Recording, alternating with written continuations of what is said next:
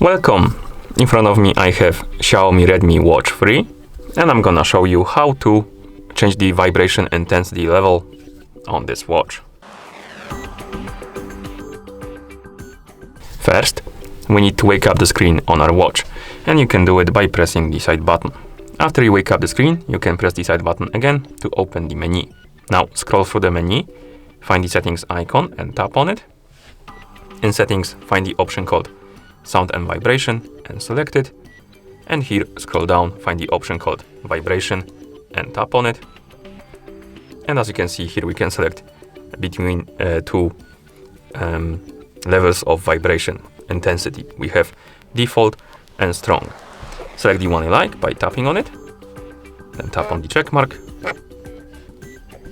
And once you select the one you like, you can press the side button to go back to watch face. And that's how you change the vibration intensity level on this watch. Thank you for watching.